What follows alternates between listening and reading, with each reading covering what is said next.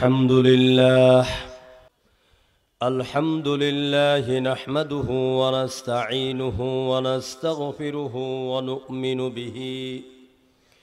ونؤمن به ونتوكل عليه ونعوذ بالله من شرور أنفسنا ومن سيئات أعمالنا من يهده الله فلا مضل له ومن يضلل فلا هادي له ونشهد أن لا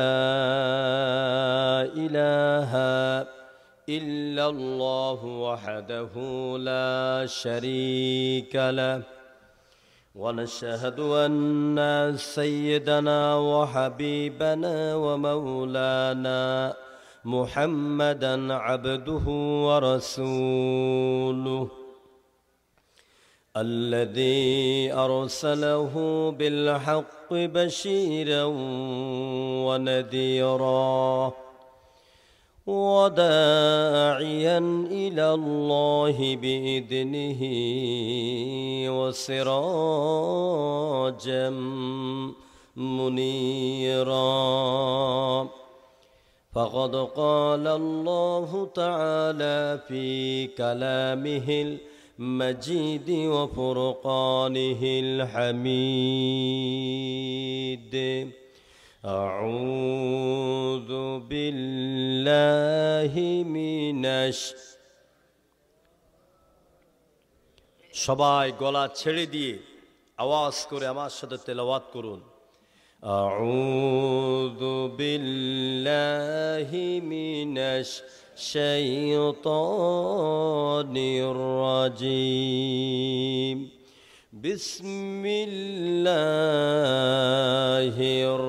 الرحمن الرحيم إن الله وملائكته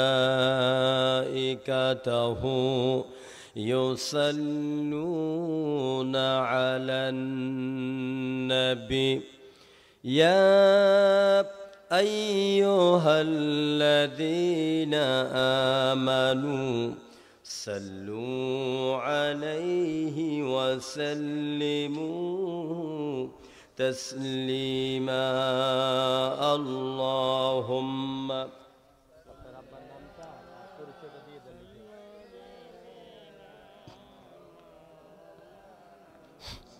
وعلى آل سيدنا কষ্ট হচ্ছে আপনাদের কষ্ট হচ্ছে আজকে রোজা রাখছেন হ্যাঁ যেমনি মানে এখন রোজা রাখছেন নবীজির প্রতি দরুদ পড়লে লাভ না ক্ষতি জোরে বলেন কি লাভ আল্লাহর নবী বলেছেন যেই ব্যক্তি আমার উপরে একবার দরুদ পড়ে আল্লাহ রাব্বুল আলামিন তার জীবনের 10টি গুনাহকে মাফ করে দেন নবীজি আরো বলেছেন যেই ব্যক্তি আমার উপরে একবার দরুদ পড়বে আল্লাহ রাব্বুল আলামিন তার উপর 10টি রহমত নাজিল করেন আল্লাহর নবী আরো বলেছেন মুসলিম শরীফের হাদিস শোনাচ্ছি যেই ব্যক্তি আমার উপরে একবার দরুদ পড়বে আল্লাহ পাক তার মর্যাদার 10টি স্তরকে বাড়িয়ে দেন আরো আস্তে গান সুবহানাল্লাহ দরুদ পড়তে কষ্ট হবে জোরে সোরে প্রাণ খুলে পড়েন আল্লাহুম্মা গরম দুধ আসে নাই কই ধন্যবাদ জি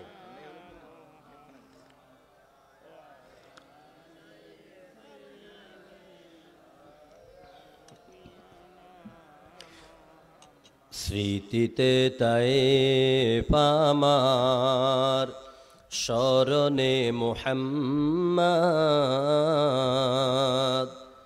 জীবনে মুহাম্মদ মরণে মুহাম্মদ আল্লাহুম্মা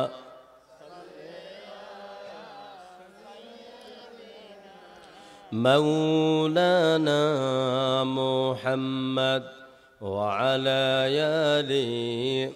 এ ভাই, এই আপনি কি বিতরণ করেন মাহফিলে? তো লোকদের দৃষ্টি নষ্ট হচ্ছে, পরে দিয়ে বসেন। বালাগাল উলা বিকামালিহি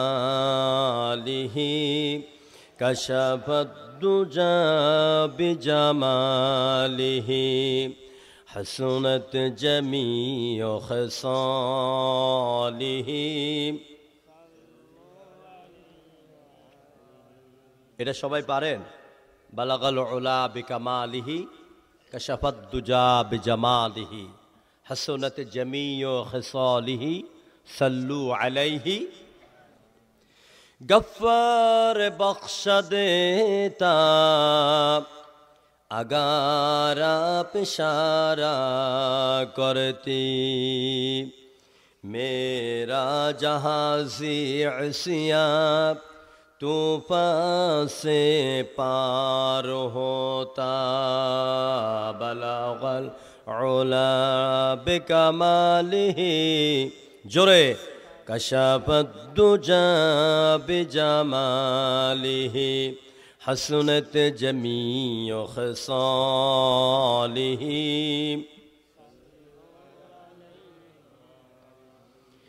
আল্লাহকে যে পাইতে চাই, আমরা কারে পাইতে চাই?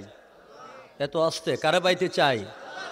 আল্লাহকে যে পাইতে চাই হযরতকে ভালোবেসে আরশে কুরসি লৌহ কলম না চাইতে পেয়েছে সে।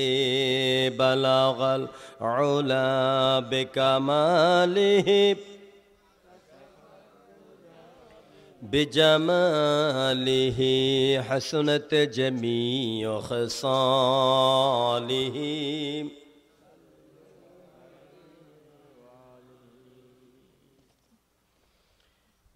ঠুটিয়া পাকুর ফয়জুন্নেসা এতিমখানার উদ্যোগে আয়োজিত ২৭তম ঐতিহাসিক বিশাল তাফসীর ও কোরআন মাহফিলের সম্মানিত সভাপতি, যার নাম পোস্টারে এসেছে জনাব মোহাম্মদ তৌহিদুল ইসলাম মণ্ডল, তিনি অনুপস্থিত থাকায় আজকে আমাদের মাহফিলের সভাপতির দায়িত্ব পালন করছেন। পোস্টারে লেখা আছে সহসভাপতি, আমি তাকে সভাপতি হিসেবে ঘোষণা করছি জনাব খন্দকার মমিনুর রহমান সাহেব, ইঞ্জিনিয়ার, গণপূর্ত বিভাগ, রংপুর। আল্লাহ পাক সভাপতিকে হায়াত তাইয়্যিবা দান করুন, আমরা বলে আমিন। মঞ্চে উপবিষ্ট আছেন আলহাজ মীর মোহাম্মদ মহিউদ্দিন মণ্ডল, সাবেক অধ্যক্ষ, পশ্চিম মির্জাপুর ফাজিল মাদ্রাসা। অসংখ্য ছাত্রের, আমার মতন অসংখ্য জাবিরির মাথার মুকুট। আল্লাহ হুজুরকে হায়াত তাইয়্যিবা নসিব করুন, আমরা বলে আমিন। উপস্থিত জনাব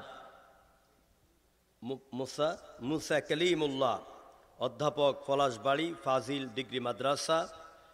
আজকের মাহফিলের প্রধান অতিথি বীর মুক্তিযোদ্ধা মেজর অবসরপ্রাপ্ত মফিজুল হক সরকার সহ মাহফিলের বিশেষ অতিথি আমার অত্যন্ত স্নেহের প্রিয় ভাই, সুন্দর কণ্ঠের অধিকারী হাফেজ হযরত মৌলানা মোহাম্মদ আনিসুর রহমান ফারুকি, লালমনিরহাট।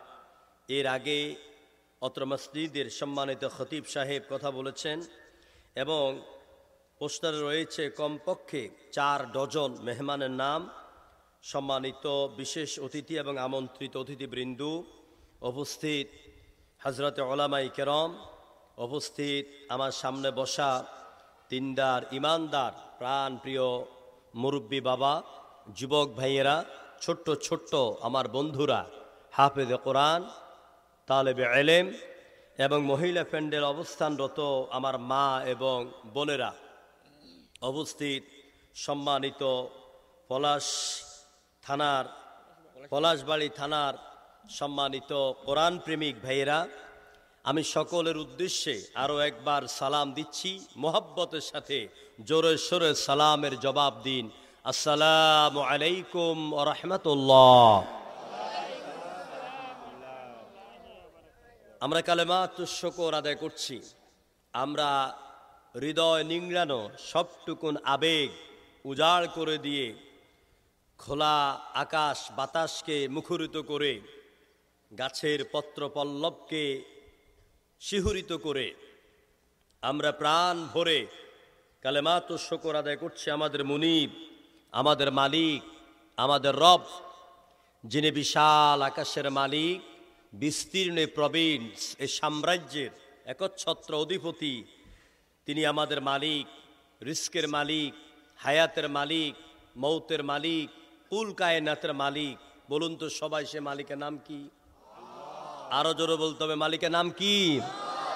এটা কিন্তু তাওহীদের চেতনার জবাব। চিল্লায় বলেন, মালিকের নাম কি? প্রশংসা হবে কার? কষ্ট হবে? খারাপ লাগবে? চিৎকার মেরে বলুন আলহামদুলিল্লাহ, আলহামদুলিল্লাহ। রব্বানা লাকাল হামদ হামদান কাসীরান তাইয়্যিবান মুবারাকান ফীহি লাকাল হামদু বিল কুরআন, লাকাল হামদু বিল ইসলাম, লাকাল হামদু বিল ঈমান। আল্লাহ তাআলার প্রশংসা আদায়ের পাশাপাশি শ্যামল সবুজ বাংলার ভূখণ্ড, অসংখ্য নদ নদীর দেশ, পদ্মা, মেঘনা, যমুনা, ধলেশ্বরী, কর্ণফুলী, আড়িয়াল খাঁ, তিতাস, গোমতী, যমুনার এই দেশ থেকে আমরা দরুদ ও সালাম পেশ করছি আমাদের প্রিয় রাসূল, আমাদের প্রিয় নবী, মানবতার নবী, বিশ্ব মানব জাতির কল্যাণকামী নেতা, যাকে আল্লাহ পাক গোটা বিশ্ববাসীর জন্য টিচার্স অব দ্য ইউনিভার্স, গোটা জগতের শিক্ষা গুরু করে পাঠিয়েছেন। সেই প্রিয় রাসূল, প্রিয় নবী, নবী মুহাম্মদ রাসূলুল্লাহ সাল্লাল্লাহু আলাইহি ওয়াসাল্লামের প্রতি আমরা রূহের মাগফিরাত কামনা করছি। এই ঠুটিয়া ফাকুর এলাকা এবং পলাশবাড়ি থানা আমাদের যত চেনা অচেনা আপনজন প্রিয়জন দুনিয়ার থেকে চিরদিনের জন্য বিদায় নিয়েছেন, আল্লাহ তাআলা তাদের কবরে আজকের মাহফিলের শুরু থেকে আখেরি মোনাজাত পর্যন্ত যা তুমি সওয়াব দান করবে, সকল সওয়াব তাদের কবরে পৌঁছায়া দাও, আমরা বলে আমিন। আমাদের মুরব্বীদের কবরগুলিকে তুমি জান্নাতে টুকরা বানিয়ে দাও, বলে আমিন। আপনারা যারা ছোট বড় মা বোন কষ্ট করে এসেছেন, আল্লাহ যেন আমাদেরকে আখিরি মোনাজাত পর্যন্ত ধৈর্যের সাথে কোরআনের মুহাব্বতে বসার তৌফিক দান করেন, আমরা বলে আমিন। আমরা আজকে তিনটি আনন্দ নিয়ে এখানে মিলিত হয়েছি। কয়টি আনন্দ? তিনটি আনন্দ। একটা হচ্ছে ঈদ উল ফিতরের আনন্দ, 2 নম্বরে বাংলা নববর্ষের আনন্দ, 3 নম্বরে আজকের এই ঠুটিয়া ফাকুর এলাকার মাহফিল যেন আমাদের তৃতীয় আরেকটি আনন্দ মিলন মেলায় পরিণত হয়েছে। জনগণ ঠিক কিনা? এই জন্য আমরা আল্লাহর দরবারে শুকর আদায় করছি।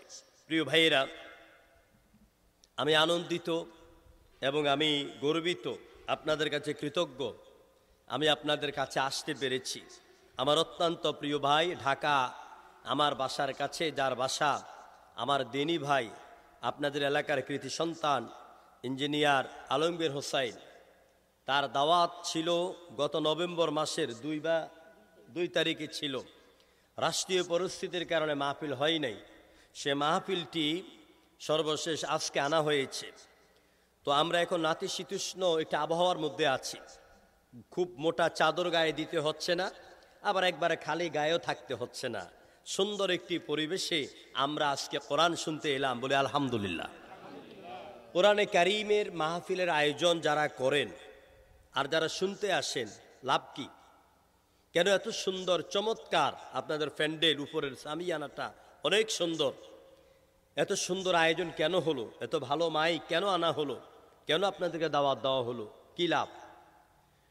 তিরমিজি শরীফের হাদিসে এসেছি, আল্লাহ নবী বলেছেন, যারা যেখানে কোরআন শোনার আয়োজন করবে আর যারা কোরআন শুনতে আসবে, উভয়ের জন্য আল্লাহ রব্বুল আলামিন মাগফিরাত এবং জান্নাতের দুয়ার খুলে দেয়।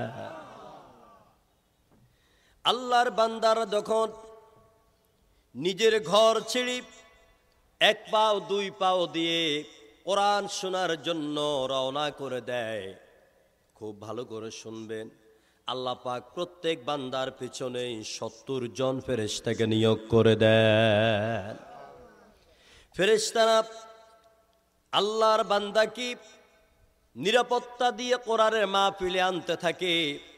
আর আল্লাহর বান্দা যতগুলি কদম দেয়, যতগুলি পা উঠায় আর ফালায়, প্রত্যেক কদমের বিনিময়ে ফেরেশতারা দোয়া করে, আল্লাহুম্মা গফির লাহু, আল্লাহুম্মা রহম লাহু। আল্লাহ তোমার এই কোরআন প্রেমিক বান্দার উপরে রহম করো আর তারে মাফ করে দাও। আল্লাহর বান্দারা বাড়ি ঘর ছেড়ে যখন কোরআনের মাহফিলে বসে যায়, তখন হাজার হাজার ফেরেশতা চতুর্দিক থেকে তারা রহমতের চাদর নিয়ে দাঁড়িয়ে যায়। ফেরেশতারা বলে, রব্বুল আলামিন, এতক্ষণ পর্যন্ত তোমার বান্দাদের জন্য মাগফিরাত কামনা করছি, রহমত কামনা করেছি, এখন কি করব? আমার আল্লাহ পাক বলে, ফেরেশতারা আমার বান্দা বান্দি যত রাত পর্যন্ত, যতক্ষণ পর্যন্ত এখানে বসে থাকবে, কোরআন শুনবে, প্রত্যেকটা শব্দ শোনার বিনিময়ে তাদের আমল নামায় নাকি লিখতে থাকো। চিল্লাই কোন সুবহানাল্লাহ। যারা এসেছেন তারা হাইরে গেছেন নাকি? যারা এসেছেন তারা হেরে গেছেন, জিতে গেছেন। আলহামদুলিল্লাহ কইবেন না? অনেকে বলে মাইকটা একটু ভালো আছে, ঘর থেকে শুয়ে শুয়ে শুনি। আমি তাদের উদ্দেশ্যে বলবো, এই যে কাতারের বিশ্বকাপ ফুটবল খেলা গেল, এই ঠুটিয়া ফাকুরে বৈশা টিভির পর্দায় খেলা দেখা আর কাতারের স্টেডিয়ামে বৈশা খেলা দেখার মর্যাদা কি এক? কথা কয় না কেন? এক। সুতরাং যারা মাহফিলে এসেছেন, রাসূলুল্লাহ বলেছেন, বিশ্বনবী বলেছেন, মাজালিসুল ইলম হিয়া রাউদাতুম মিন রিয়াদিল জান্নাহ। যেখানে, যে মাঠে, যে ময়দানে কোরআন এবং হাদিসের চর্চা করা হয়, কোরআন এবং হাদিসের কথা বলা হয়, সেটি সাধারণ কোনো মাঠ থাকে না, সেটি আল্লাহর জান্নাতে পরিণত হয়ে যায়। তো যারা এখন আমার সামনে বসে আছেন, তারা কোথায় আছেন? জান্নাতে। চিল্লে বলেন, কোথায় আছেন? আর যারা ঘরে আছেন তারাও জান্নাতে নাকি? ওই জান্নাত একটা আছে, বউয়ের বুক, বউয়ের ভালোবাসা, ওইটাই জান্নাত। বউয়ের বিছানা ছেড়ে যে ব্যক্তি কোরআনের মহব্বতে আসতে পারে না, ওর মতন মুসলমান আমার আল্লাহর দরকার নাই। চিল্লে বলো ঠিক কিনা? এই এলাকার কোরআন প্রেমিক, অনেক কোরআন প্রেমিক আপনারা, আমি অনুরোধ করব, অন্তত কোরআনের মহব্বতে আজকে রাতের 2 ঘন্টার জন্য বউয়ের ভালোবাসাকে লাথি মেরে কোরআনের ভালোবাসার দিকে গিয়ে আসেন। প্রিয় বন্ধুগণ, কোরআন শুনতে এসেছি। রাত 11:05 মাইক পেয়েছি। একটু দেরি হলে কষ্ট হবে আপনাদের। আমি শত শত মাইল জার্নি করে এসেছি এই মাহফিলের জন্য। নিজেও ঈদের আনন্দ বাড়িতে উপভোগ করতে পারি নাই, শুধু আপনাদের জন্য। এই জন্য আমি অনুরোধ করব ধৈর্যের সাথে বসার জন্য। কোরআন আল্লাহর আকাশের নিচে জমিনের উপরে সবচাইতে আজীব এবং আজিম কিতাব। এর মতন এত মর্যাদাপূর্ণ কিতাব একটিও গোটা দুনিয়াতে কিতাব একটা। গোটা দুনিয়াতে কিতাব কয়টা? একটা। কিতাব মানে কি? বই। কিতাব মানে কি? বই। এটা সাধারণ বই নয়, এটা হচ্ছে কোরআন। এটা কি? তিরমিজি, নাসাই, বুখারী, ইবনে মাজাহ, ইমাম মালিক মুয়াত্তা, তারগিব, তারহিব, ফাতুল কাদির, যত আছে ওইগুলি হলো ফিকহ, উসুল, আদব যা আছে সব কোরআনের ব্যাখ্যা। কোরআনকে বুঝাবার জন্য ওইগুলি শাখা প্রশাখা। মূলত বই হচ্ছে একটা, মূলত কিতাব হচ্ছে একটা, যেই কিতাবের নাম হলো কোরআন। আল্লাহ বলছেন, যালিকাল কিতাবু লা রাইবা ফীহি হুদাল লিল মুত্তাকিন। That is the book, there is no doubt in it. এটা সে বই, সেই কিতাব যার মধ্যে কোনো ভুল নাই, সন্দেহের কোনো অবকাশ নাই। এটা সেই কিতাব। সুতরাং একটি কিতাব, আল কিতাব, সম্পূর্ণ একটি মর্যাদাপূর্ণ কিতাব। এটার মর্যাদা কত! সুবহানাল্লাহ। এটার মর্যাদা বুঝাতে গিয়ে আমি বলি যে কারো ঘরে যদি 5 কেজি ডায়মন্ড থাকে, চিনেন তো ডায়মন্ড? ডায়মন্ড মানে কি? হীরা। হীরা জোরে বলেন কি? 5 কেজি হীরার চাকা টুকরা যদি কারো ঘরে থাকে, যার ঘরে থাকবে শুধু সেই নয়, তার 14 গোষ্ঠীর আয় রুজির খাওয়া দাওয়ার কোনো ভয় নাই, কোনো চিন্তা নাই। এটা ভাঙ্গা ভাঙ্গা বিক্রি করে খেয়ে যেতে পারবে 14 গোষ্ঠী।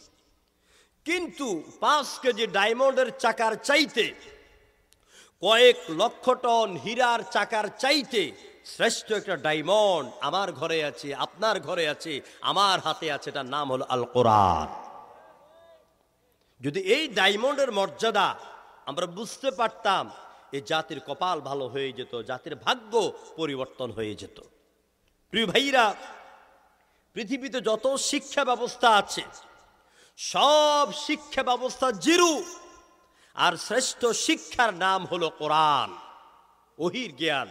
এই জ্ঞান দিয়ে আল্লাহ পাক, আল্লাহ নবী জিরু থেকে জিরু মতো ব্যক্তিকে হিরু বানিয়ে দিয়েছেন। আল্লাহু আকবার। ওমরের নাম শুনেন নাই? সারা দুনিয়া জুড়ে যদি একটা জিরু লেখেন, শূন্য লেখেন, ওমর এত বড় শূন্য ছিল। সেই ওমর কোরআনের কাছে এলেন। কোনো একদিন তিনি আল্লাহর নবীর উপরে অত্যাচার করার জন্য, নির্যাতন করার জন্য, নবীজিকে গালিগালাজ করার জন্য নবীজি কাবা শরীফে যখন যান, সেই সময়টাকে উপলব্ধি করে বিশ্ব নবী কাবা ঘরে পৌঁছার আগে ওমর কাবা ঘরের এক পাশে দাঁড়িয়ে যায়। সিরাতে সরওয়ারে আলমের ভিতরে এলো, ওমর দাঁড়িয়ে আছি কাবা শরীফের পাশে। মুহাম্মদ কখন আসবে, মুহাম্মদের অপেক্ষা করছেন। কিছুক্ষণ পরেই মুহাম্মদ কাবা শরীফের চত্বরে প্রবেশ করেছেন। আল্লাহ নবী একটা মিনিট সময় নষ্ট না করে তিনি আল্লাহু আকবার বলে নামাজের নিয়ত শুরু করে দিয়েছেন। ওমর মনে মনে ভাবলেন, মুহাম্মদের কাজ শেষ করুক, এরপর আমি আমার কাজ শুরু করব। মুহাম্মদ রাসূলুল্লাহ কাবা শরীফের এক পাশ থেকে শুনতেছে, মুহাম্মদ নামাজ পড়ে, নামাজের ভিতরে কি যেন পড়ে, এত সুন্দর লাগে, এত মজা লাগে, এত মধুর লাগে। ওমর কতক্ষণ শোনার পরেই এবার ওমর মনে মনে ভাবে, ওমরকে কোনো জিনিস শিখাইয়া দিচ্ছে। কে শিখাচ্ছে? কোনো জিনিস শিখাচ্ছি, অথবা কোনো ভূতে শিখাচ্ছে। না হয় মুহাম্মদ এত সুন্দর কালাম, এত সুন্দর তেলাওয়াত, এত সুন্দর বাণী কোথায় শিখলো? ওমর মনে মনে ভাবতেছেন। এমন সময় আল্লাহ নবী নামাজের ভিতরে তিনি তেলাওয়াত করে ওমরের মনে জেগে উঠা প্রশ্নের জবাব দিয়ে শোনায়া দিলেন, ইন্নাহু লাকাউলু রাসূলিন কারীম। নিশ্চয়ই এটি এক সম্মানিত দূতের আনিত কালাম। এটা জেনে শেখানো কোনো কালাম নয়, ভূতের কোনো কালাম নয়। এবার ওমর খুব ভালো করে তাকাইয়া দেখলো, শুনতেছে কান লাগাইয়া। বিশ্বনবী যা পড়েন একটা আয়াতের সাথে আরেকটা আয়াতের কি অপূর্ব মিল। এখানে অনেক আলেম ওলামা আছেন, সামনে আমার ভাইয়েরা আছেন, হাফেজে কোরআন আছেন। কোরআন যখন পড়েন দেখবেন থেমে থেমে যদি আপনি পড়েন, এটাকে মনে হবে পৃথিবীর শ্রেষ্ঠ সাহিত্যের বই। আবার যখন এক আয়াতের সাথে আরেক আয়াত মিলাইয়া পড়বেন, মনে হবে যেন এটা দেখে যখন আপনি মিলাইয়া পড়বেন সাহিত্যের মতন মনে হবে। আর থেমে থেমে পড়লেই এটাকে মনে হবে দুনিয়ার শ্রেষ্ঠ কবিতার বই। যেমন ইন্না আ'তাইনাকাল কাউসার, পারেন না সবাই? পারেন কিনা? প্রত্যেক অক্ষরে কয় নাকি জানেন না? এত মাহফিল, 27 বছর মাহফিল হয়, ঠাস করে জবাব দেওয়ার কথা আপনারা হুজুরা বলে না? নিশ্চয়ই বলে, আপনারা মনে রাখেন না। কোরআন সেই কিতাব, মান ক্বারাআ হারফাম মিন কিতাবিল্লাহি তাআলা ফালাহু আশার।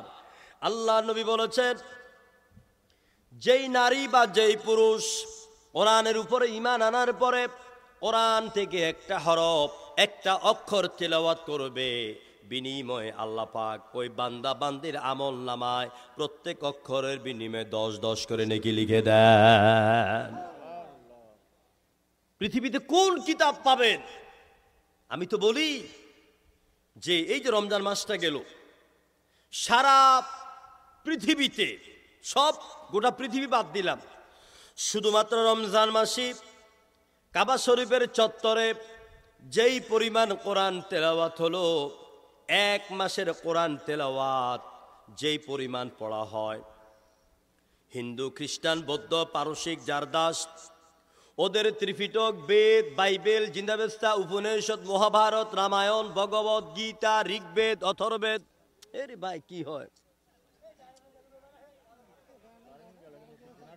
আপনি শুধু ডাইনামা চালা রাখতে বলেন, শুধু শুধু ইল্লাল্লাহু মুহাম্মাদুর রাসূলুল্লাহ।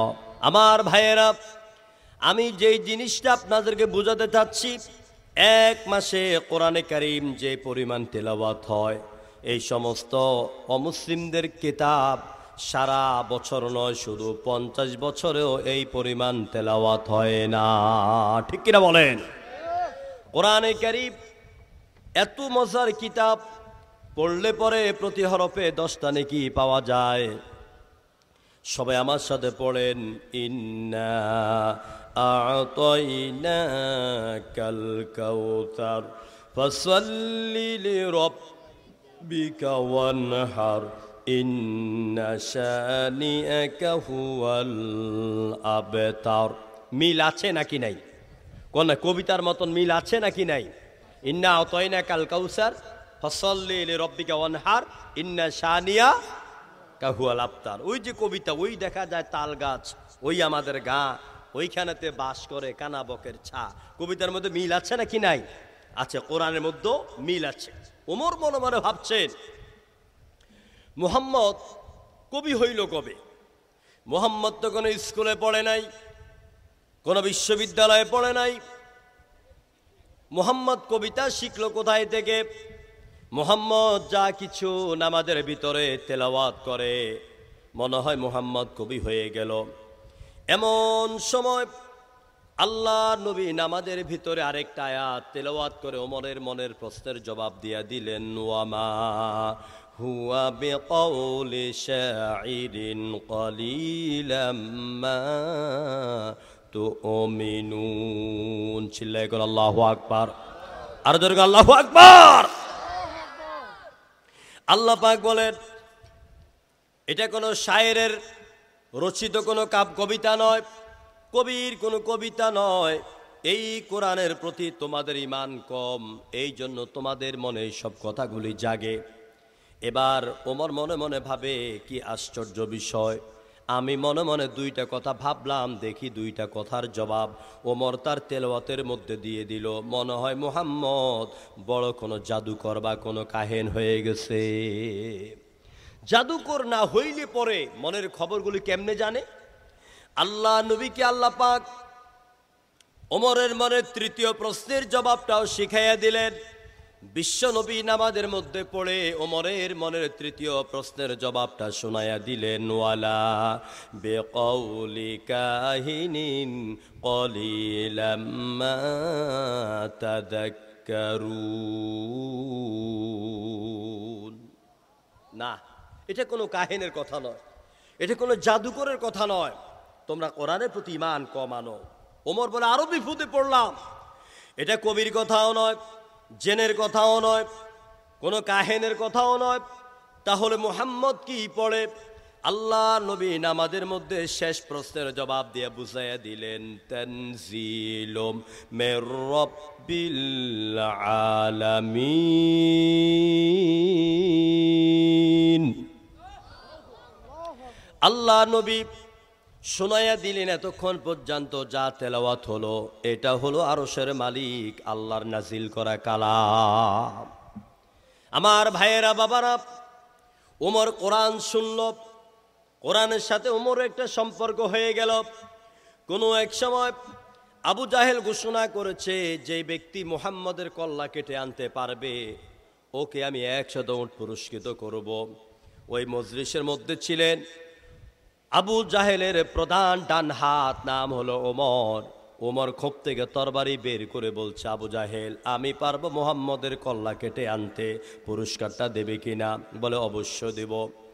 ঘটনা অনেক লম্বা, আমি শিক্ষণীয় জায়গাটুকুন বলি। ওমর ছুটে চলল আল্লাহ নবীর সন্ধানে, বিশ্ব নবীর কল্লা কাটবে, আর নেতা তাকে 100 উট পুরস্কৃত করবে। এমন পুরস্কারের জন্য যখন ওমর তরবার নিয়ে দৌড়াতে লাগলো, খুঁজতে খুঁজতে পাহাড়ের গুহার ভিতরে আল্লাহ নবীর খবর পেয়ে গেল। গুহার সামনে দাঁড়িয়ে আছে নবীর একজন সাহাবী।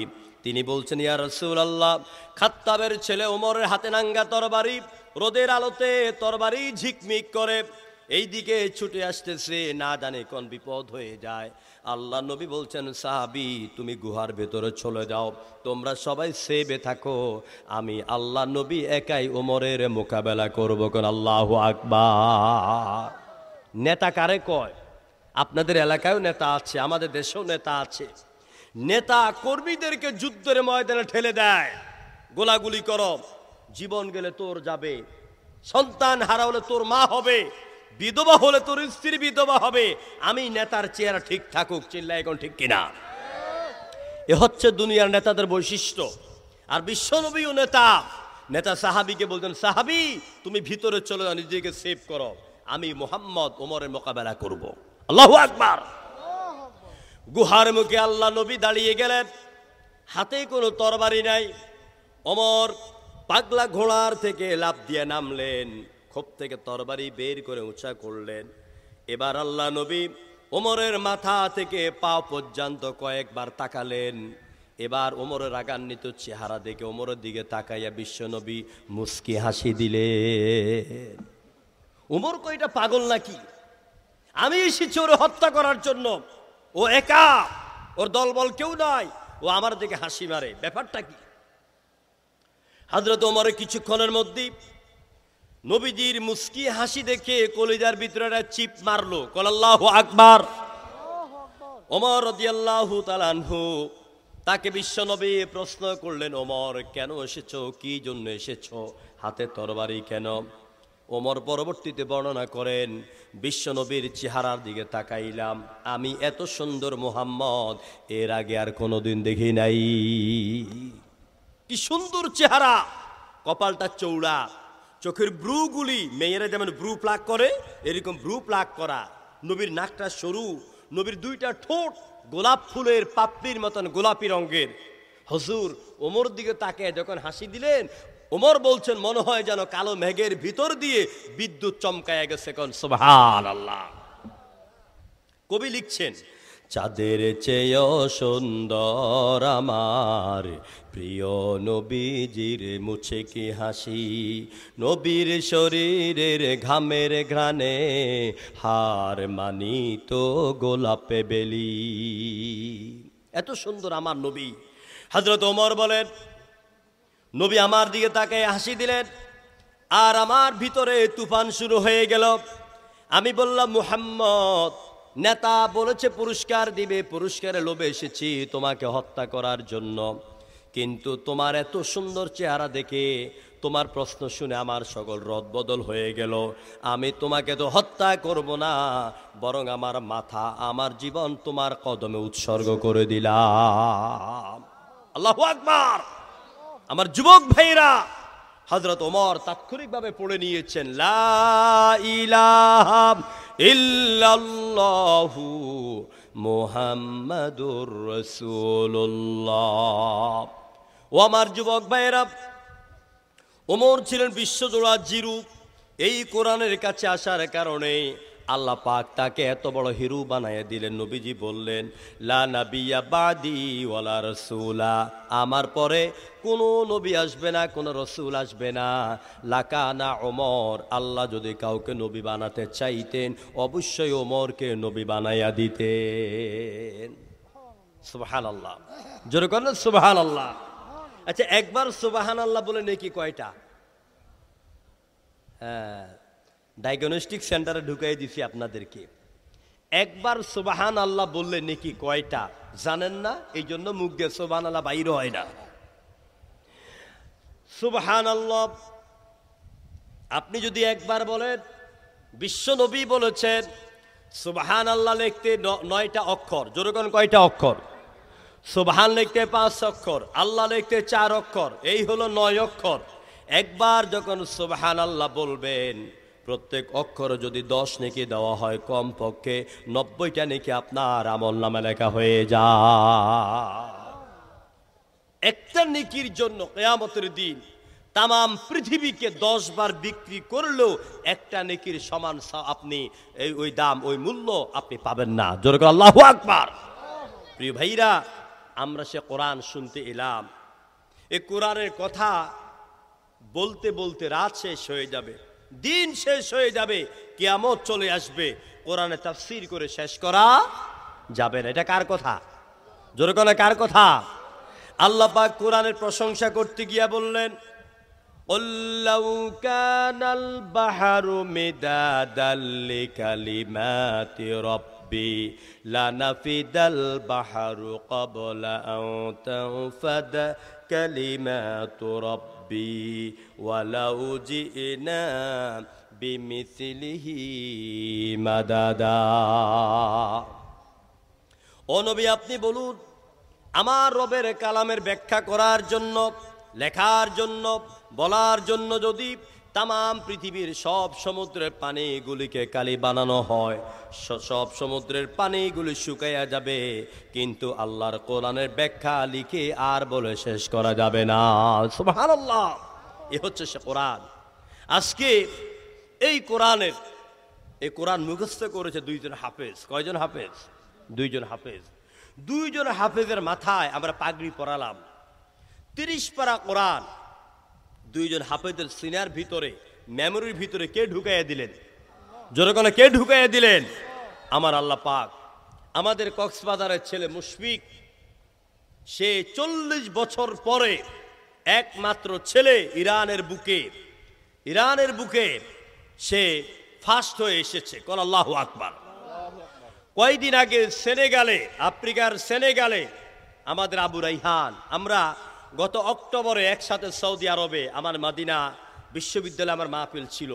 তা আবু রাইহান, নাজমুস সাকিব এবং তাকরিম আমরা একসাথে বিমানে গিয়েছি।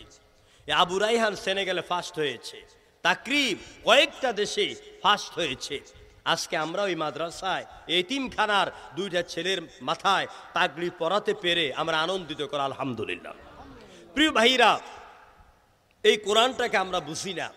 আপনারা তো লোক কম, আমি কার সামনে কথা বলবো? আপনাদের ধৈর্য থাকবে তো ইনশাআল্লাহ? না উঠা বসা করবেন? আমি এখনো তাফসির কিন্তু শুরু করি নাই।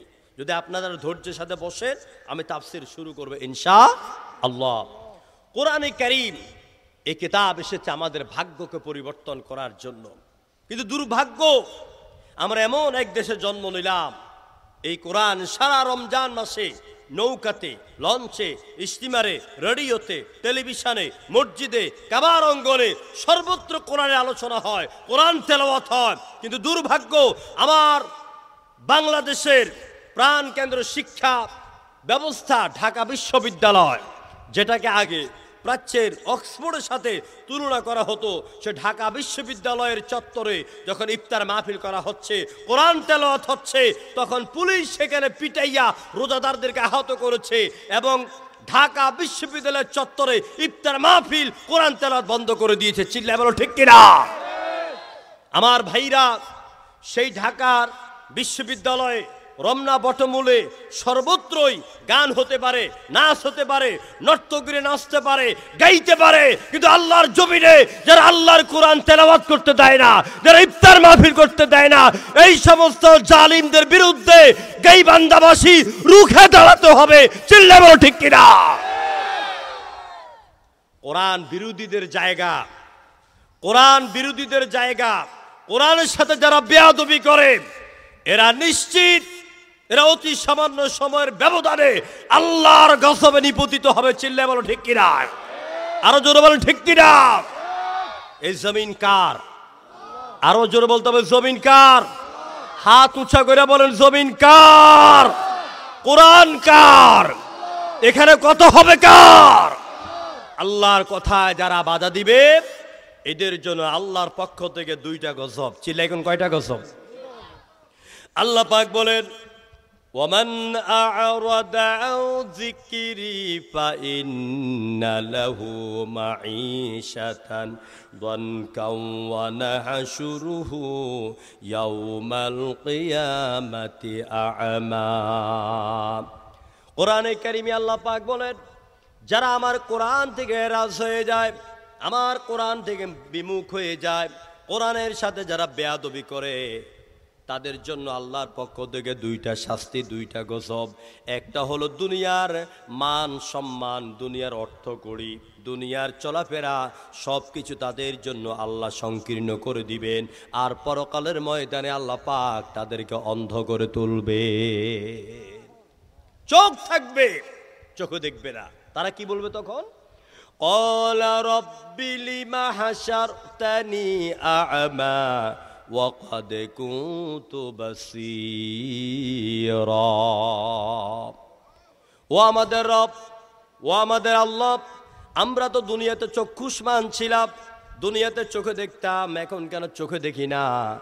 আমার আল্লাহ পাক বলবেন, ক্বালা কাযালিকা আতাতকা আয়াতুনা ফানাসিতাহা ওয়া কাযালিকাল ইয়াউমা তুনসা।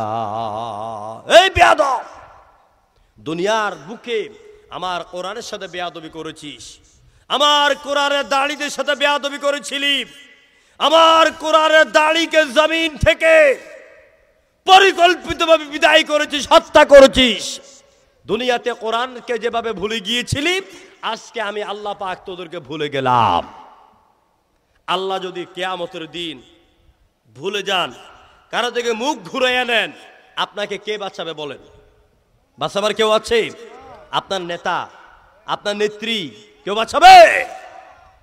সুতরাং কোরআনের সাথে বেয়াদবি করবেন না, কোরআনের দাড়িদের সাথে বেয়াদবি করবেন না। যারা আলেমদের সাথে বিগত দিনে বেয়াদবি করেছেন, পাই পাই করে জবাব দিতে হবে কিয়ামতের ময়দানে। চিল্লায় এখন ঠিক কিনা? এই কোরআনের বাংলাদেশে, বাংলাদেশ নামক কোরআনের বাগানে প্রস্ফুটিত যে গোলাপ ছিল, সেই গোলাপকে 13 বছর তোমরা বন্দী করে রেখেছ। তার জীবনের শেষ মাখা মধুমাখা কথাগুলি জাতিকে শুনতে দাও নাই, মুক্তুর দাদার মতন কথাগুলি শুনতে দাও নাই। আমি সেই কোরআনের পাখির দীর্ঘদিন খাদেম ছিলাম, জুতাগুলি পরিয়ে দিতাম, মাথার টুপিটা পরিয়ে দিতাম। আমার ভাইরা 2001 সাল থেকে 2005 পর্যন্ত আমি তার খেদমতে ছিলাম। এটা সোনার টুকরা ছিলেন। যত মাহফিল করেছেন, রাতের 3টা বাজে তাহাজ্জুদের নামাজে দাঁড়িয়ে গেছেন। যত রাত মাহফিল করেছেন, রাতে 3টায় তাকে আমি তাহাজ্জুদের নামাজে, আমি যায় নামাজে তাকে দাঁড়িয়ে থাকতে দেখেছি। সেই মণিমুক্তা খচিত উপদেশ মালা কোরআনের দাওয়াত থেকে জাতিকে তোমরা বঞ্চিত রেখেছো। 13টা বছর দুঃখ দিয়েছ, কষ্ট দিয়েছ। হাসি মুখে হাসপাতালে ঢুকলো, মৃত হয়ে বের হলো। জবাব একদিন এই জাতির সামনে দিতে হবে। চিল্লায় বলেন ঠিক কিনা? আমার ভাইরা,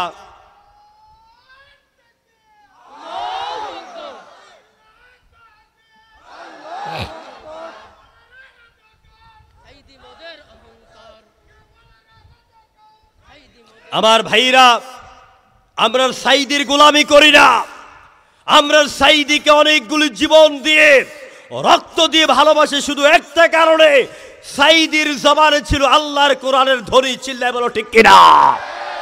কোরআনের কথা যারাই বলবে, আমরা তাদেরকে ভালোবাসবো। ঠিক কিনা বলেন? সুতরাং এই কোরআনের জন্য আমাদের অনেকগুলি ফুলের কলি ঝরে পড়ে গেছে। কোরআনের দাওয়াত দিতে গিয়ে যারা শাহাদাত বরণ করেছে, আমরা তাদের জন্য দোয়া করব, আল্লাহ তাদেরকে জান্নাতের মেহমান বানিয়ে দাও। আমরাও তাদের পথের প্রতীক হতে চাই। চিল্লা এখন ঠিক কিনা? এই ওলি আল্লাহর বাংলাদেশ, এই শহীদ গাজীর বাংলাদেশ, রহম করুন আল্লাহ, রহম করুন আল্লাহ। জোরে করে আমিন। আল্লাহ আপনার প্রেমে শহীদ যারা, আমরা তাদের বংশধর, আমরা তাদের বংশধর, তাদের পথে কবুল করুন আল্লাহ, কবুল করুন আল্লাহ। বলেন এই ওলি আল্লাহর বাংলাদেশ, এই শহীদ গাজীর বাংলাদেশ, রহম করুন আল্লাহ, রহম করুন আল্লাহ। এই শাহজালালের বাংলাদেশ, শাহ মাখদুমের বাংলাদেশ, নিজামী সাহেবের বাংলাদেশ, আল্লামা সাইদির বাংলাদেশ, ঠিক কিনা? তাদের পথে কবুল করুন আল্লাহ, কবুল করুন আল্লাহ। জোরে করুন আমিন। আমার ভাইরা, আমি অনেক লম্বা ভূমিকা দিয়ে দিয়েছি। শেষ ভূমিকার শেষে আমি এতটুকু কথা আপনাদেরকে বলতে চাই। আজ পরিকল্পিতভাবে গোটা জাতির সন্তানদেরকে কোরআনের শিক্ষা ব্যবস্থা থেকে বিমুখ করা হচ্ছে, দরকার ঠিক কিনা? আজ আমাদের সামনে নাস্তিক্যবাদী শিক্ষা ব্যবস্থা ছুঁড়ে দিয়েছে। নাস্তিক্যবাদী শিক্ষা ব্যবস্থার মাধ্যমে আমার দেশের ছেলে মেয়েদেরকে শরীফ থেকে শরীফা বানাইয়া আপনার প্রকাশ্যে যারা ব্যভিচার রাস্তা খুলে দেওয়া হচ্ছে, চিল্লায় বলো ঠিক কিনা? এই নাস্তিক্যবাদী শিক্ষা ব্যবস্থা বাংলাদেশ থেকে মূলোৎপাটন করতেই হবে, চিল্লায় বলো ঠিক কিনা? এই শিক্ষা ব্যবস্থার সাথে বাংলাদেশের ৯২% মুসলমানের কোনো সম্পর্ক নাই। আমাদের সম্পর্ক হচ্ছে কোরআনের শিক্ষার সাথে, চিল্লা বলো ঠিক কিনা? ওরা আমাদের শিক্ষা ব্যবস্থা থেকে আবু বকরের গল্প, ওমরের গল্প, নবীর ভালোবাসা, মায়ের ভালোবাসা, এই সব শিক্ষা ব্যবস্থাকে তারা বাদ দিয়ে তার গরুর পূজা, গরুর পেশাব খাওয়া, গরুর গোবর পূজা করা, মূর্তির বই দিয়া, মূর্তির ছবি দিয়া ক্লাস 6-এর ইসলামের শিক্ষা বইকে ভরে দিয়েছে, চিল্লা বলো ঠিক কিনা? এর দ্বারা প্রমাণিত হয় আমার ওলিউল্লাহর দেশ, আমার কোরআনের দেশ বাংলাদেশের সন্তানগুলিকে ওরা পরিকল্পিতভাবে হিন্দুবাদী, নাস্তিক্যবাদী বানাতে চায়। আপনারা কি এটাকে মেনে নিবেন? এই শিক্ষা ব্যবস্থা মেনে নিবেন? এই শিক্ষা ব্যবস্থা বিলুপ্ত করা হোক। কারা কারা চান দুহাত তুলে আল্লাহকে দেখান।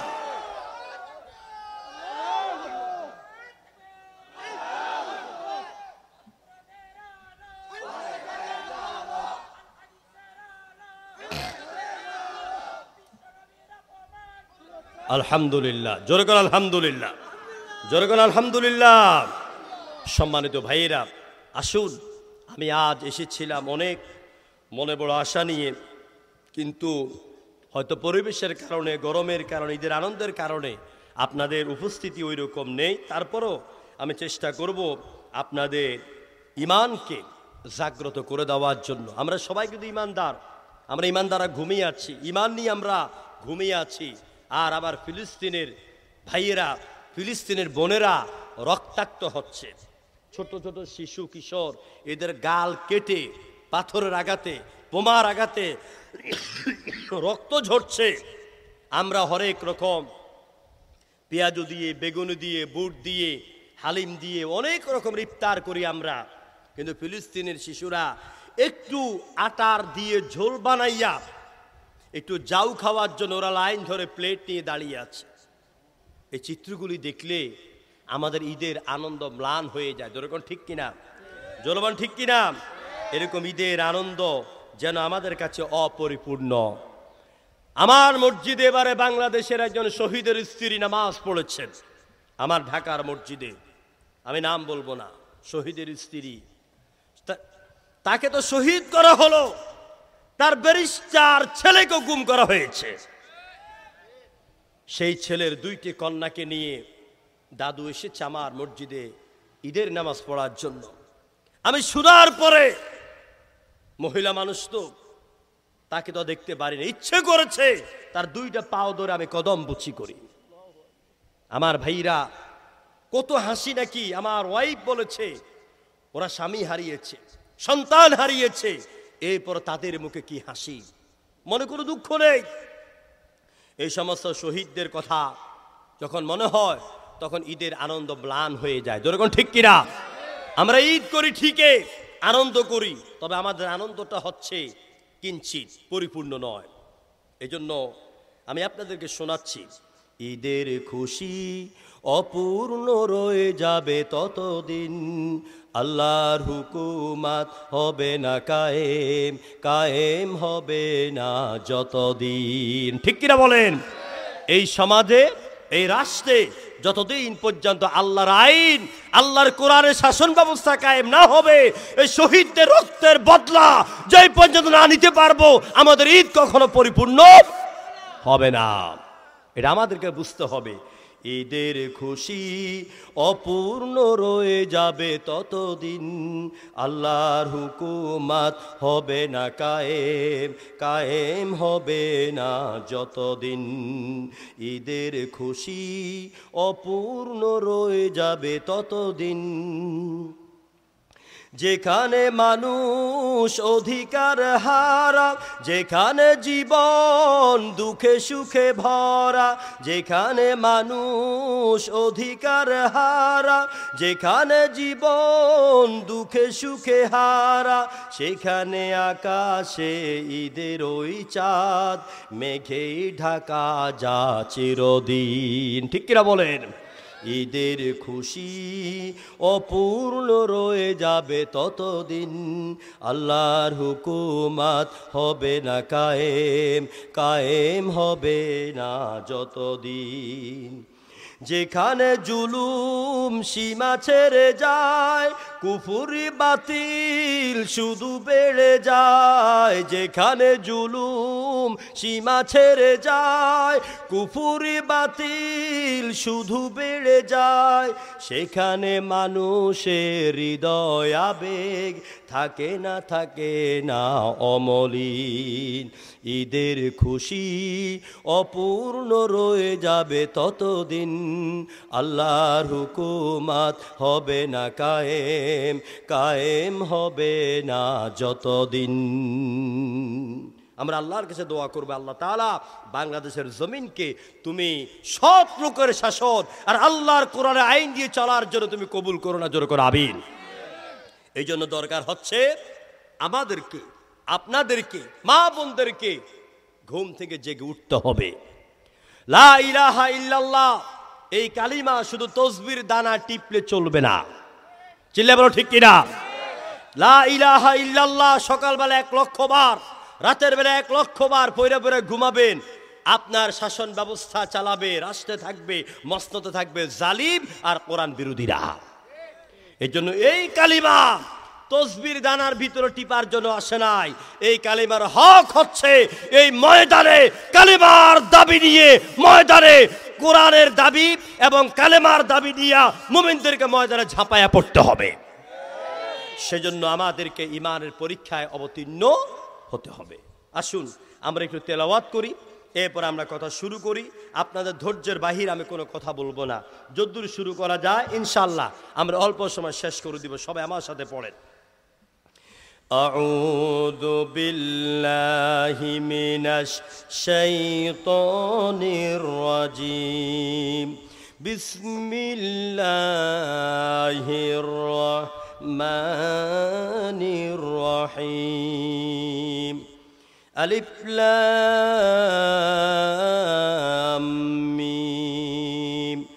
আহাসিবান নাসু আন ইউতরাকু আন ইয়াকুলু আমান্না ওয়া হুম লা ইফতানুন। আমানতু বিল্লাহ। সাদাকাল্লাহুল আযীম। সূরা আল-আনকাবুত মাক্কিয়া। সূরা আনকাবুত এটি মক্কা অবতীর্ণ হয়েছে।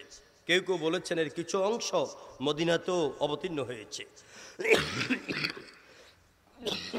এই সূরার ভিতরে রয়েছে 85টি আয়াত, রয়েছে 69টি আয়াত এবং সূরাটি হচ্ছে 85 নম্বর সূরা। রুকু রয়েছে 60টি। আল্লাহ তাআলা ইরশাদ করছেন, খুব ভালো করে শুনুন। আলিফ লাম মিম হরফে মুকাত্তাআত, আল্লাহু আ'লামু বিমুরাদি। এই বিচ্ছিন্ন অক্ষরের অর্থ একমাত্র আল্লাহই ভালো জানেন। আহসিবান নাসু আন ইউতরাকু, লোকেরা কি এই কথা মনে করে যে আমাদেরকে ছেড়ে দিবে? আন ইয়াকুলু আমান্না, আমরা ঈমান এনেছি, এই কথা বললেই কি আমাদেরকে ছেড়ে দিবে? ওয়াহুম লা ইউফতানুন, আমাদেরকে কোনো পরীক্ষা করবে না, আমাদেরকে কোনো পরীক্ষা করবে না, এই কথা বললেই কি আমাদেরকে ছেড়ে দিবে? সম্মানিত ভাইয়েরা, এই হচ্ছে আয়াতের সরল তরজমা। এই আয়াতের উপর যদি আমি দর্শন দিয়ে, বিজ্ঞান দিয়ে, কোরআন দিয়ে, হাদিস দিয়ে, ইতিহাস দিয়ে কথা শুরু করি, তো এইরকম প্রতিদিন 2-2.5 ঘন্টা কথা বললে অন্তত কম পক্ষে একটি আয়াতের উপরে 3 দিন সময় লাগবে। সুবহানাল্লাহ কইতেন না? কারণ এক একটি অক্ষর এক একটি কিতাবের মতো, কোরআনের এক একটি শব্দ এক একটি কিতাবের মতো, এক একটি আয়াত এক একটি কিতাবের মতো। প্রিয় ভাইরা, সবাই একটু জিকির করেন লা ইলাহা ইল্লা। আপনাদের কষ্ট হচ্ছে, খারাপ লাগতেছে? সবাই পড়েন লা ইলাহা।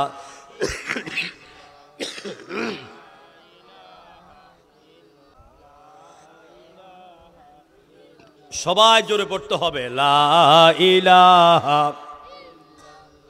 জোরে লা ইলাহা। নেই কেহু নেই আল্লাহ ছাড়া, লা ইলাহা ইল্লাল্লাহ, জোরে লা।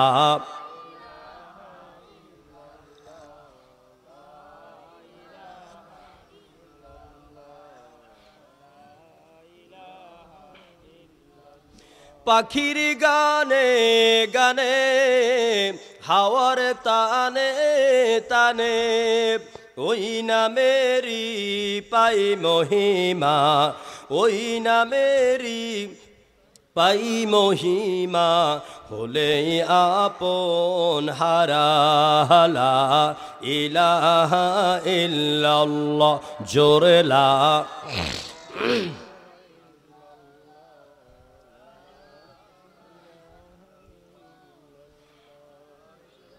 আরে ভাই জোর নাই আপনাদের, জোরে পড়েন না লা ইলাহা, জোরে লা। আকাশ নীলে নীলে, মুখর ঝিলে ঝিলে, ওই নামেরি ঝরনা ধারা, ওই নামেরি ঝরনা ধারা, আকুলে ব্যাকুল করা লা ইলাহা ইল্লাল্লাহ, জোরে লা ইলাহা ইল্লাল্লাহু মুহাম্মাদুর রাসূলুল্লাহ, জোরে পড়েন সাল্লাল্লাহু। আমার ভাইয়েরা, আল্লাহ রাব্বুল আলামিন তিনি বললেন, লোকদের মধ্যে যারা মনে করে আমরা ঈমান এনেছি, লা ইলাহা ইল্লাল্লাহ পড়ে নিয়েছি, আমার জন্ম মুসলমানদের ঘরে, আমি তো মুসলমান, নামাজ কালমা পড়ি, আমি তো মুক্তি পেয়ে গেলাম, আমি তো নাজাত পেয়ে গেলাম। আল্লাহ রাব্বুল আলামিন এই আয়াত তখন নাজিল করেন যখন মক্কার বুকে লোকেরা ইসলাম কবুল করলো। ইসলাম কবুল করার পরে কিছু লোক মদিনাল মুনাওয়ারা হিজরত করে চলে গেল।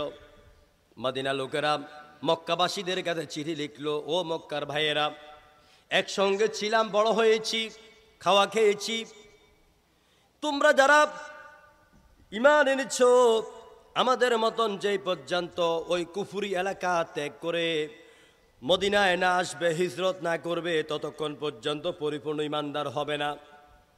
এই চিঠি পাওয়ার পরে মদিনার যে মুসলমানেরা আছে তাদের বন্ধুরা মক্কা থেকে যখন মদিনার দিকে রওনা করেছে, পিছনে আবু জাহেল, উতবা, সাইবা কাফিরদেরকে লেলাই দিল, তাদেরকে চিল্লায়ে চিল্লায়ে বলো, তাদেরকে ধাওয়া করো আর বলে দাও, হে নব্য মুসলিমেরা, মুহাম্মদের অনুসারীরা, তোমরা যদি এই মক্কায় থাকা অবস্থায় আমাদের সাথে তাল মিলিয়ে চলো, আমাদের দেবতার কোনো বিরোধিতা না করো, নেতাদের বিরুদ্ধে কথা না বলো, তোমাদের ঈমান নিয়ে তোমরা থাকতে পারবে, কেউ তোমাদের উপর কোনো আঘাত করবে না।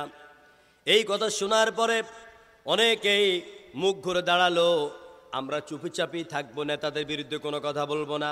আবার কিছু নেতাদেরকে, কিছু ইমানদারদেরকে লোভনীয় প্রস্তাব দিল, যদি তোমরা মুহাম্মদের কালেমা ছেড়ে দিতে পারো, তাহলে মক্কার বুকে তোমাদেরকে বাড়ি দেওয়া হবে, ঘর দেওয়া হবে, চাকরি দেওয়া হবে, টাকা পয়সা দেওয়া হবে। কিছু দুর্বল প্রকৃতির ইমানদারেরা সরকারের পক্ষ থেকে এমন লোভনীয় প্রস্তাব পাওয়ার পরেই অনেকেই বলে যে এখন ইমানটা ছেড়ে দেই, নেতাদের কথা মতো চলে জীবন বাঁচাই, গা বাঁচাই, আর এক সময় আমরা ভালো ইমানদার হয়ে যাব, নামাজি হয়ে যাব। নাউজুবিল্লাহ। এরকম একটা চিত্র আমাদের বাংলাদেশে আপনারা দেখেছেন না দেখেন নাই? কথা কয় না কেন? দেখেন নাই? বাংলাদেশের আমাদের মতো লম্বা জামা পরা, পাগড়ি পরা, টুপি মাথায় দেওয়া, লম্বা লম্বা দাড়িওয়ালা খানকার পীর মুরিদ, অসংখ্য পীরেরা, অসংখ্য আলেমেরা নিজের পিঠের চামড়া বসাবার জন্য তারা বাতিলের সাথে হাত মিলিয়েছে। যেরকম ঠিক কিনা?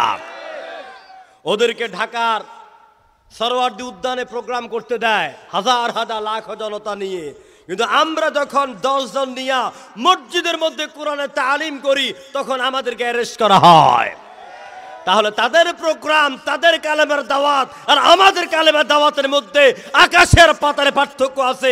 চিল্লায় বলো ঠিক কিনা?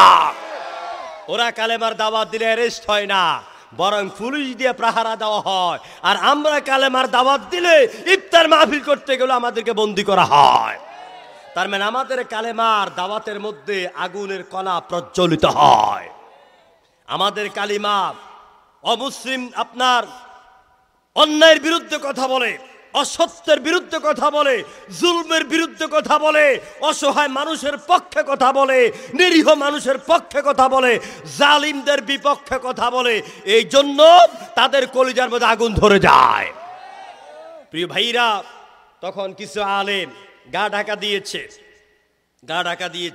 তারা বাতিলের সাথে হাত মিলিয়েছে। অনুরূপভাবে 1500 বছর আগে যারা ঈমান এনেছিল, কাফেররা যখন বলেছে যদি তোমরা মুহাম্মাদের কালেমা ছাড়তে পারো, আমাদের সাথে তাল মিলাইতে পারো, তাহলে তোমরা নিরাপদে থাকবে। এমন সময় আল্লাহ পাক এই আয়াত নাযিল করে শোনাইয়া দিলেন, আহাসিবান নাসু আন ইউতরাকু আন ইয়াকুলু আমান্না ওয়া হুম লা ইফতানুন।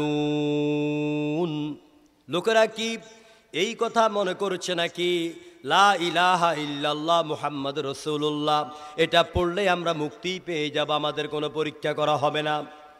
অথচ আল্লাহ রাব্বুল আলামিন বলেন, দুনিয়ার মানুষ শুনে রাখো, যেই কালেমা তুমি পড়েছ এই কালেমা যদি তুমি বুঝতে পারতেই, তাহলে তুমি কখনো কালেমাকে বুকের ভিতরে দামা চাপা দিয়ে রাখতে পারতে না।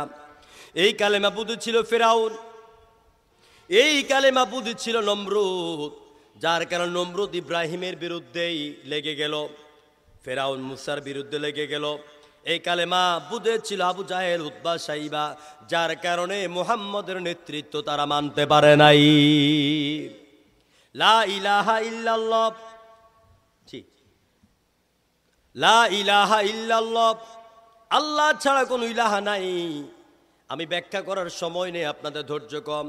ইলাহ শব্দের রয়েছে প্রায় 21টি অর্থ।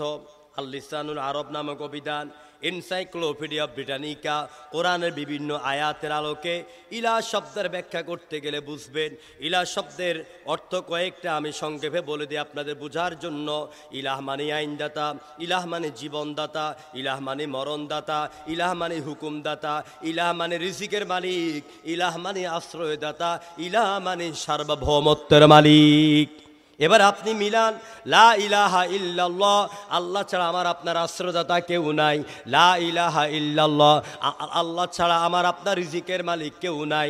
লা ইলাহা ইল্লাল্লাহ, আল্লাহ ছাড়া সার্বভৌমত্বের মালিক কেউ নাই।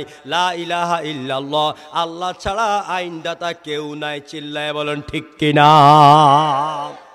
আমার বন্ধুগণ, লা ইলাহা ইল্লাল্লাহ আপনি যদি পড়েন, আল্লাহ পাক বললেন, ইয়া আইয়ুহাল্লাযীনা আমানু হাল আদুল্লুকুম আলা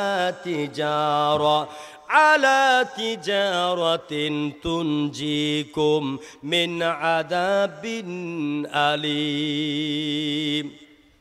হে ঈমানদারেরা, তোমরা কি জাহান্নামের আগুন থেকে বাঁচতে চাও নাকি? আমি আল্লাহ বলে দিচ্ছি, জাহান্নামের আগুন থেকে যদি বাঁচতে হয় কয়েকটা কাজ করতে হবে। 1 নম্বরে تؤمنون بالله ورسوله وتجاهدون في سبيل الله بأموالكم وأنفسكم ذلكم خير لكم إن كنتم تعلمون جركم الله أكبر জাহান্নামের আগুন থেকে যদি বাঁচতে হয় এক নম্বরে আল্লাহর উপরে পরিপূর্ণ ঈমান আনতে হবে, দুই নম্বরে রাসূলের আদর্শ দিয়া জীবন চালাবার সিদ্ধান্ত নিতে হবে। রাসূল খাইছে কেমনে, রাসূল চলেছেন কেমনে, রাসূল কথা বলেছেন কেমনে, রাসূল স্ত্রীদের সাথে কেমন ব্যবহার করেছেন, রাসূলের লেনদেন কেমন ছিল, রাসূলের দাওয়াতের পদ্ধতি কেমন ছিল, রাসূল বাতিলের সাথে কেমনে মোকাবেলা করেছেন, আল্লাহ নবী রাষ্ট্র কিভাবে চালিয়েছেন, তার আদর্শ মতে তোমাদের জীবন গঠন করতে হবে। আর তিন নম্বরে তোমাদেরকে আল্লাহর পথে লড়াই করতে হবে, সংগ্রাম করতে হবে, জিহাদ করতে হবে, তোমাদের মাল এবং তোমাদের জান দিয়ে। যেরকম সুবহানাল্লাহ। ও আমার মুসলমান ভাইরা, যদি জাহান্নামের আগুন থেকে বাঁচতে হয় এক নম্বর আল্লাহর উপর ঈমান, দুই নম্বর রাসূলের উপর ঈমান, তিন নম্বরে লাগবে জিহাদ ফি সাবিলিল্লাহ। জিহাদ ফি সাবিলিল্লাহ মানে হলো আল্লাহর রাস্তায় প্রাণান্তকর চেষ্টা করা, সাধনা করা। আর সে আল্লাহকে পাওয়ার জন্য যে চেষ্টা করতে হবে, ওই চেষ্টার জন্য আপনাদেরকে মাল খরচ করতে হবে। কার রাস্তায়? যেরকম কার রাস্তায়? আল্লাহর রাস্তায় মাল খরচ করতে হবে। এই আল্লাহর রাস্তা অনেকগুলি খাত আছে, যেমন যারা যাকাত দিয়েছেন, ইন্নামাস সাদাকাতু লিল ফুকারা ওয়াল মাসাকিন ওয়াল আমিলিনা ওয়াল গারিমিনা ওয়া ফির রিকাবি ওয়া ইবনিস সাবিল ওয়া ফি সাবিলিল্লাহ। এভাবে 8টি খাত আছে। তার মধ্যে একটা খাত হচ্ছে আল্লাহর পথে।